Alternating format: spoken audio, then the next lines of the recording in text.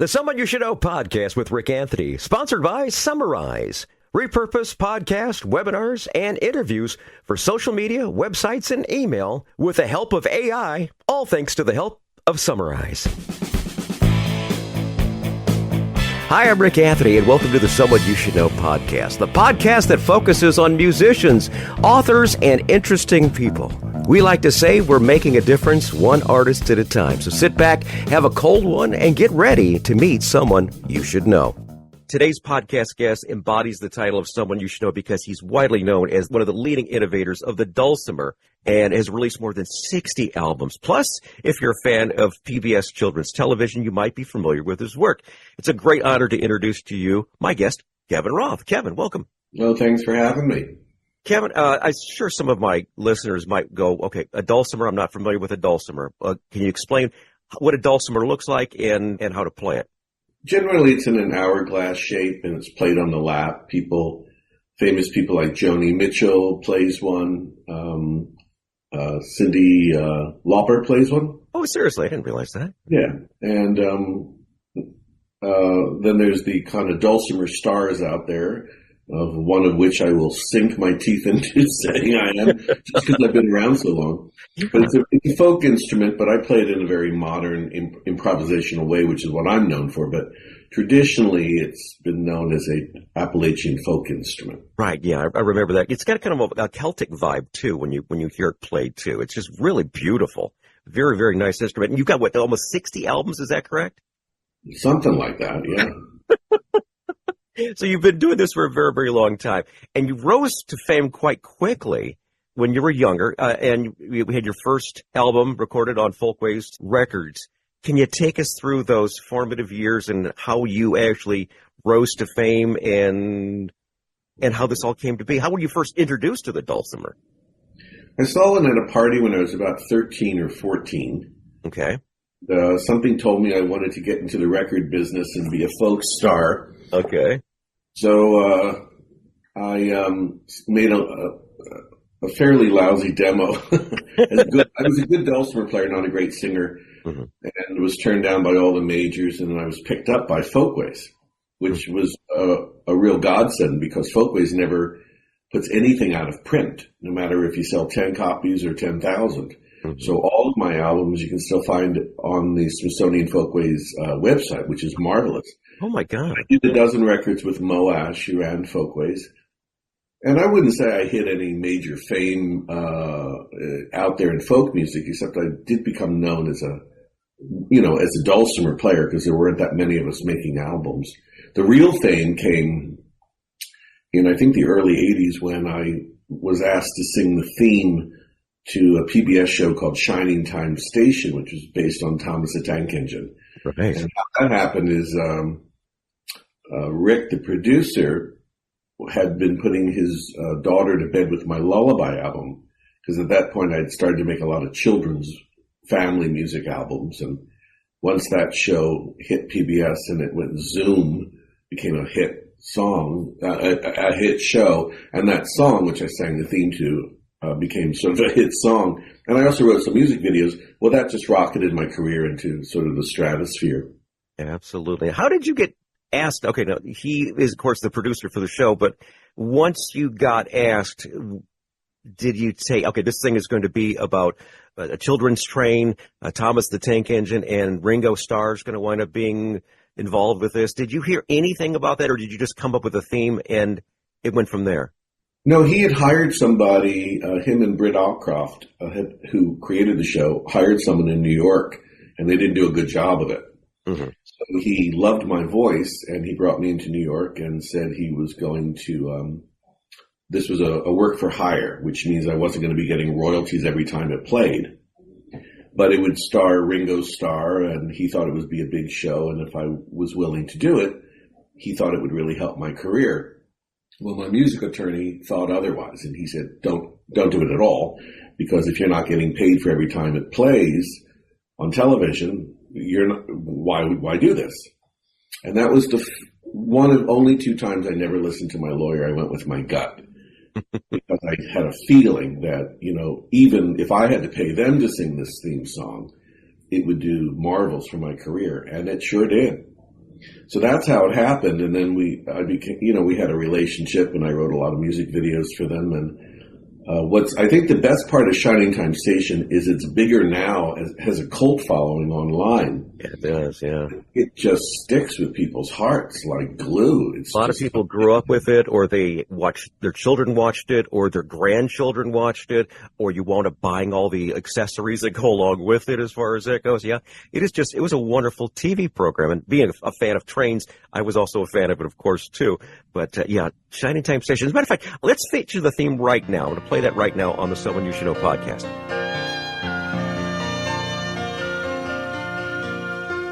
Reach for the wind, reach for the whistle, go where the rail may run. Reach for the song, reach for the story, follow the rainbow sun. To a shining time station where dreams can come true, waiting there for you. So much to see, so far to travel, so much to learn to know. Friends by your side, hopes to hold on to, who knows how far we'll go. To a shining time station where dreams can come true. Your own imagination's waiting there for you.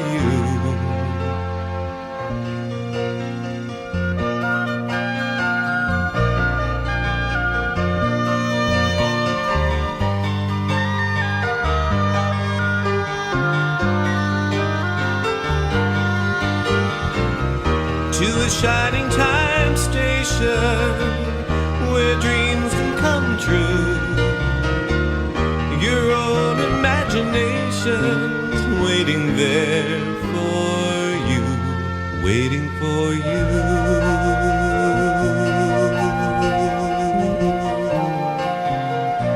Okay, now that is the theme to Shining Time Station from our guest, Kevin Roth. What was the year you wrote that or came up with that? I didn't write it. Joe Raposa wrote it. Joe Raposa wrote it. Okay, but you sang it, and there you go. So what year was that? I don't even remember. It was in the early 80s. Long time ago. Right. Very good. Now, you've done a lot of collaborations through the years, and Noel, Paul Stookey of Peter, Paul, and Mary. You got involved with working him in 2006. It was an incredible experience, I'm sure. Any insights to the collaboration and the significance of how it changed you as a folk musician after working with someone as legendary as Paul Stookey? Well, I grew up on Peter, Paul, and Mary. Mm-hmm. And because I was in the music business, specifically folk music, they became friends and mentors. Okay. So I did a collaboration first with Peter on an album called Dinosaurs and Dragons of Mine, and we did a duet of Puff the Magic Dragon, which was wonderful. And then I did a couple shows with Mary live. We were going to record, but she got ill towards the end of her life, so that never happened. And then Noel approached me one day and said that he loved this album I had come out with, a very obscure record called Awakening. And he said, let's do an album called Reawakening with some of these songs and some new songs, and let's do it with a synthesizer. Oh, okay. So I thought, well, that's interesting. And I said, well, how's it going to get out there? And he said, well, I got a label, so, we'll do it on my label and we'll see what happens. So it's a very unusual record. Very unusual. But that's how it happens. And so Peter, Paul, and Mary have been friends of mine for 40, 50 years, maybe. Yeah. That's an incredible accomplishment. Well, they were as great. They were as real and as great as their music. And they were, in fact, just inducted into the Folk Music Hall of Fame, I believe, or something like that recently. But they, in terms of folk music, I mean, they're the top. Yeah, I agree with you. Yeah. That's the first the name that comes to mind.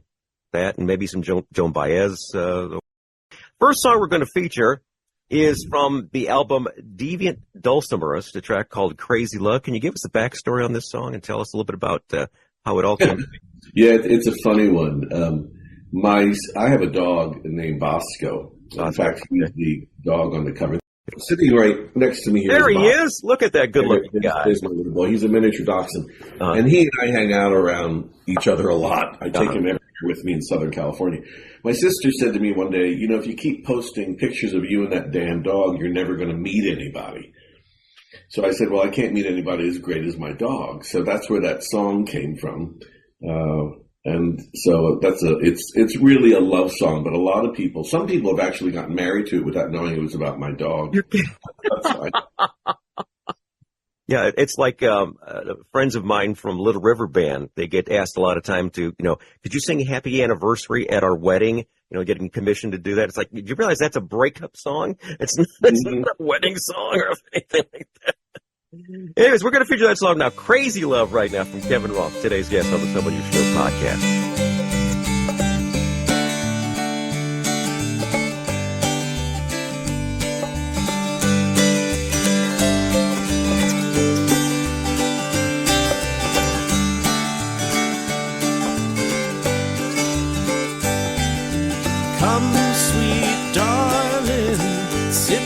Beside me, I love looking in those eyes. They're big and round and sweet-colored chocolate brown. Our love was a sweet surprise. Some people say I'm crazy, maybe who knows? All I know is I love you, baby. I'm glad that it shows. Show up in unusual ways. You came along and you carried my heart away.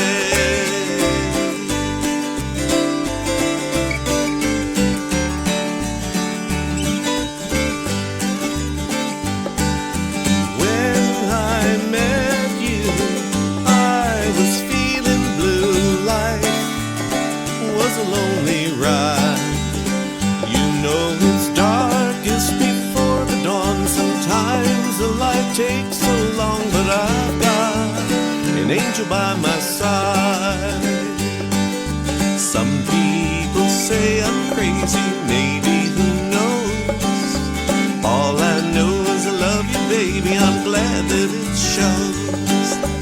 Angels show up in unusual ways. You came along and you carried my heart away.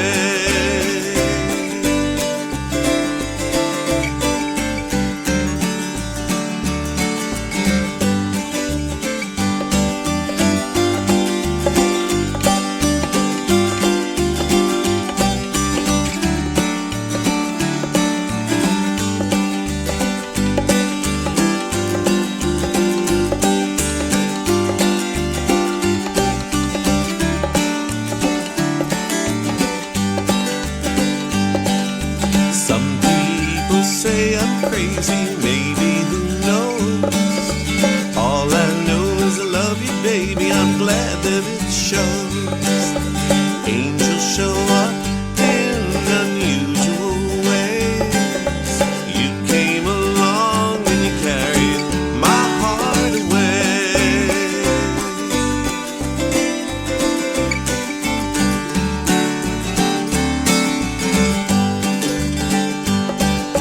Some things are meant to be, like me for you and you for me.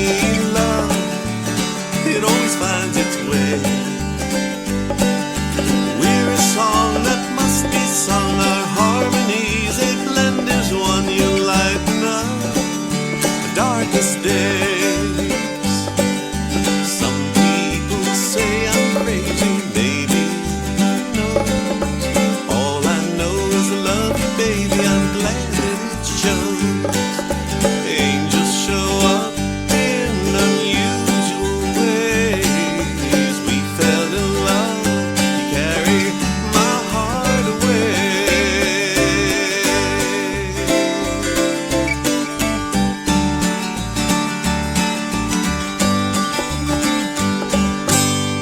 Great music right there. Crazy Love from Kevin Roth. Kevin is our guest this time on the Someone You Should Know podcast. We've got more great music from him on the show coming up in just a bit. But first, I want to say thanks so much for tuning into the Someone You Should Know podcast.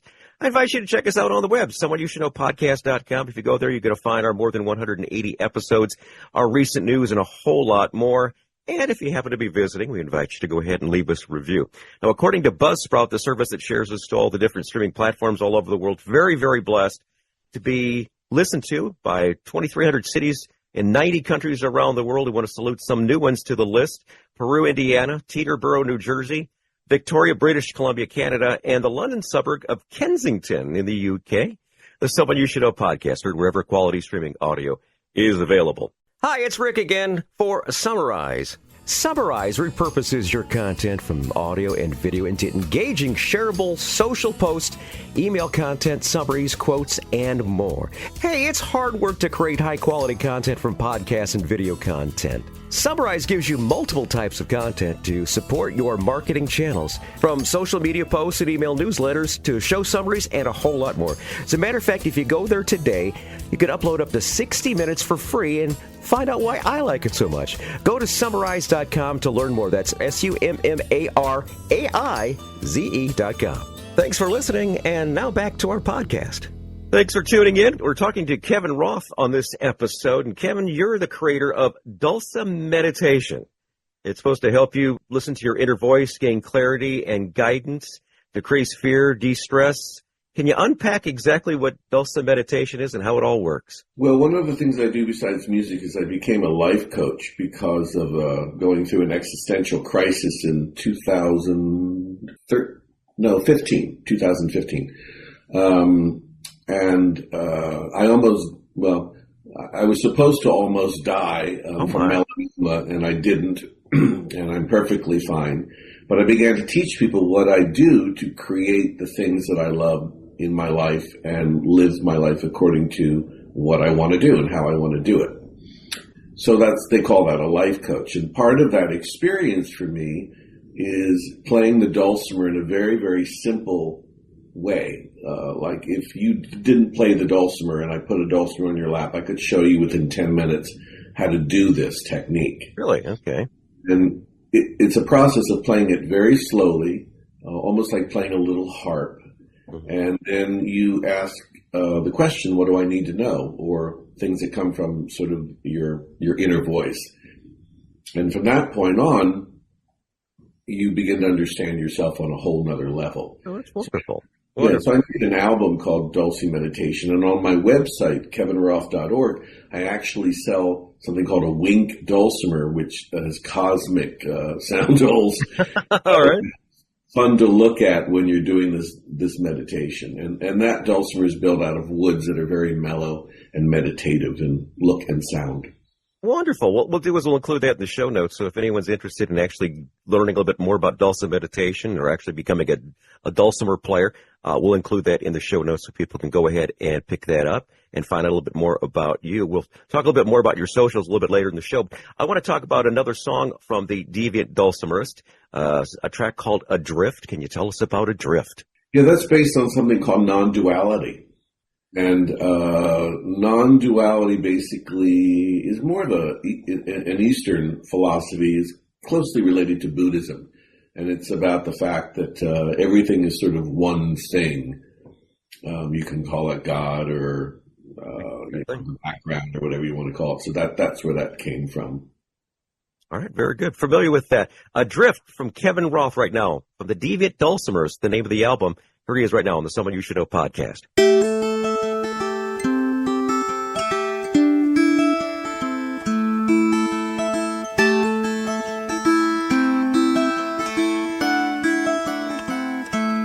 We come spinning out of nothingness, scattering stars like dust. We're just waves of possibility. There really is no us. There is no time, there is no space. It's only just a dream. There really is no birth or death, and nothing in between.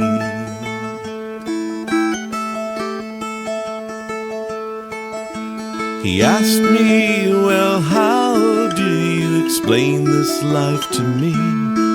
I said it all exists as a dream, my friend, within relativity. It's a picture show on a cosmic screen, perceiving through your eyes. And the only question to ask yourself really is, who am I?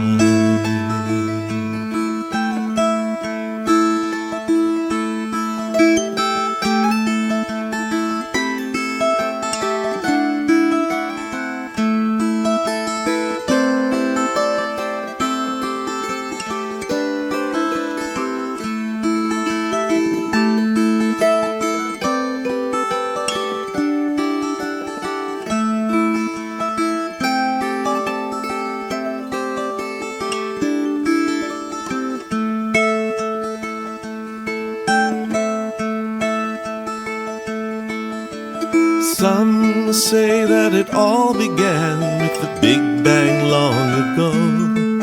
But what created that cosmic bang, no one seems to know. No words can explain the infinite, yet silence speaks to me. So let come what comes, let go what goes adrift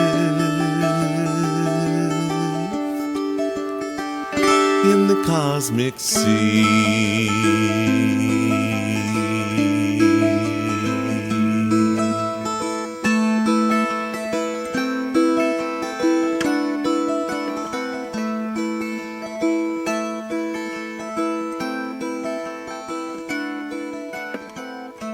That's Adrift from Kevin Roth from his album Deviant Dulcimers. Kevin's our guest this time. And Kevin, I'd like for you to introduce us to Guru Dulce Baba. What can you tell us about Guru Dulce Baba? You know, a part of my life coaching thing is I teach a spirituality, okay, but I teach it from a viewpoint of wherever you come from. So if you're Buddhist or you're Christian or you're Muslim or you're atheist, I can find a point of view and lead you to wherever there is for you, which will help your life. But people take spirituality and life in general, especially these days, very, very seriously. You know, it's you know, I have to find this, and my life is screwed up, and you know, they meditate for long periods of time. And one night I was at a comedy club seeing one of my favorite comics, Jessica Kirson, and at the end of her set, she said, you know, life is so hard right now, just keep laughing. And that stuck with me. And on my YouTube channel, I began to make some videos with me speaking as Kevin Roth, obviously, about my experience as a life coach and giving advice and things like that. And it dawned on me, you know, who needs to see another guy or girl up there giving advice like they know everything? Why don't I create this guru from the 60s, this like puppet, and with humor, and make them sort of short little episodes, maybe 3 to 8 minutes long, and just give practical advice like I do as a life coach, talk about life, but do it with humor. So I created this puppet named Guru Dulce Baba, and I put up a bunch of YouTube videos, and it was a hit. People just loved him. Awesome.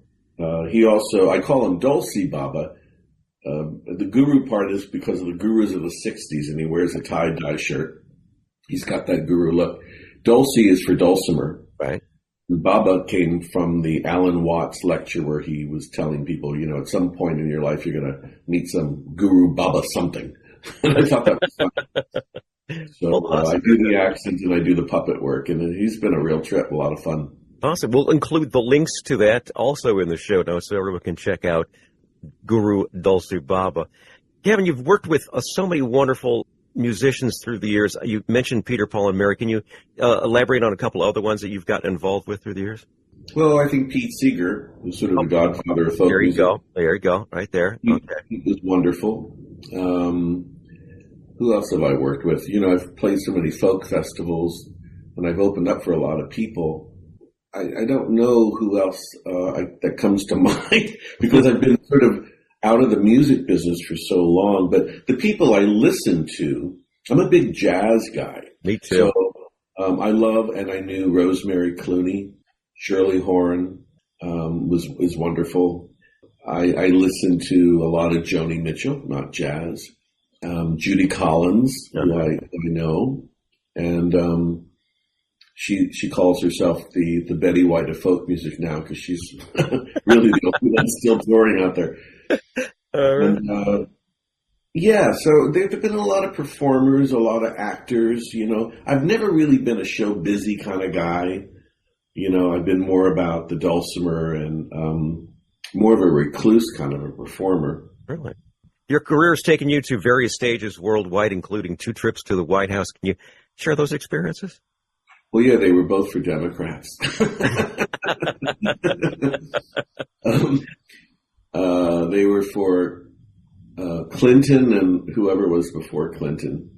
I forget. But on one of those times, it was for the Easter egg roll, and I played on the same stage as Shari Lewis with Lamb Chop, and Paul and Mary, and a bunch of other people. And, it was a real trip, playing the White House. It was a lot of fun. I brought my father with me on the train. Awesome. Very, very good. This next feature is something that we've done since the late 90s when the show first kicked off. It's kind of a fun thing because we have wonderful performances where things just go absolutely letter perfect. And then there's those moments where things didn't go quite as planned, but we learned to survive that. If we survive this moment, we can survive anything. It's called Tales from the Road. Those are those infamous road stories where things didn't go quite as planned, kind of like Spinal Tap. Think of and all the times that you've performed, Kevin, did you ever have a Spinal Tap moment where things didn't go quite as planned? Well, I had 2 of them that come to mind. The first is, I don't know where I was flying to, but the airline lost my Dulcimer. Oh, dear God. And when I got to the venue, I was very lucky that a fan had brought a Dulcimer that he had built to show me. Mm-hmm. So I ended up playing his Dulcimer, and I never put my Dulcimer underneath the plane ever again. So you learned from that particular one. What was the other one? The second one was a very odd one. I was the guest artist with the Philadelphia Orchestra at the Academy of Music in Philadelphia, which is a very old opera hall. The Philadelphia Orchestra is a world top orchestra. And I was playing one of their family concerts, and I was very, very nervous because, the Academy of Music is where I used to see Peter, Paul and Mary and Joni Mitchell, and I couldn't believe it was me on that stage, with a full house. And I got off the stage after my performance, and I went into my dressing room and breathed a sigh of relief, and I heard the audience scream. And my immediate thought was, oh, my God, someone fell out of the balcony. Oh, wow. What happened is the conductor had passed out. Oh, my. So that was very unusual. My father came back and said to me, you knocked him dead. He kind of joked about it. He ended up being okay, the conductor, but it was a very surreal moment I'll never forget. And I have one that's really, really wonderful. Go ahead, lay it on me. It's nice to hear some good things happen too. I was visiting Peter, Paul, and Mary in Philadelphia at a concert, and I brought my Dulcimer because I'd come from a concert that I'd given, and Mary asked me to come on stage during their show and to sing a song that I and a friend of hers had written called No Forwarding Address, which I did, and I have a picture of it. I was one of only 2 singers ever to perform in a Peter, Paul, and Mary concert. Oh my, that's incredible. I have a recording of it. So that was really nice. Mary sitting at my feet, Puff's mother, making me nervous. She was wonderful. I loved Mary. Absolutely, Mary.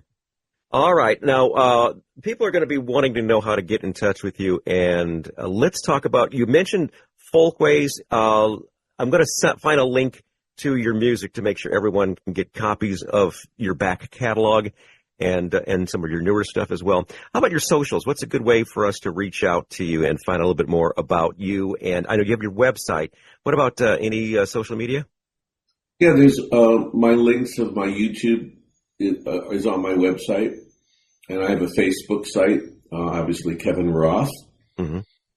And I have an Instagram site, although I'm not that active. Guru Dulcie Baba is more active on that than me. Okay, we'll include those links there in the show notes so people can find a little bit more about Guru Dulcie Baba and, of course, Kevin Roth. Final song we're going to feature, Kevin, is Holidays Turkey Tune, a cute song. And can you tell us a little bit about that particular song? Well, I was in Whole Foods right before Thanksgiving.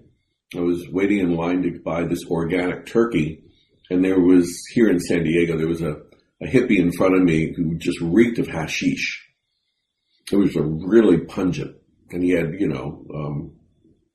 long braids and all that kind of stuff. And I had to stand a couple, feet back from him. You were getting secondhand hash, huh?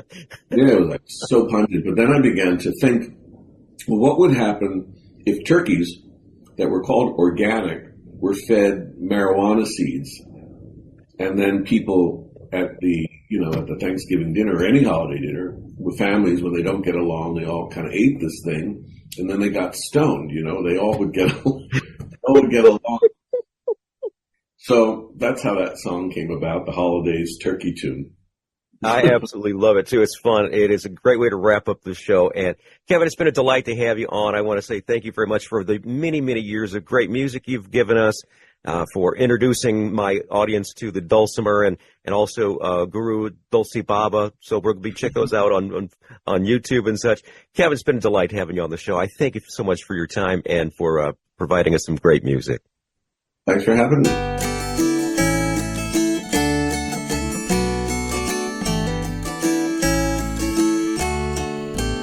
There's a turkey farmer I know who one year decided to grow turkeys that fed on cannabis instead of the usual grass seed, and so he sold them as organic birds, but never mentioned a word. And on the holiday, well, all I can say are families acted strangely absurd.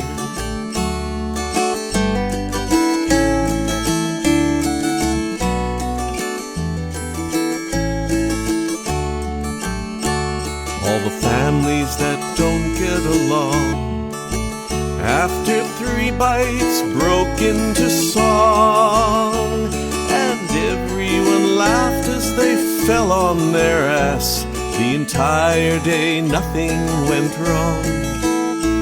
And the next day when they were asked, how was the family, they said, what a blast. With a giggle and sneer and a sweet little tear, they said, I can't wait to go back next year.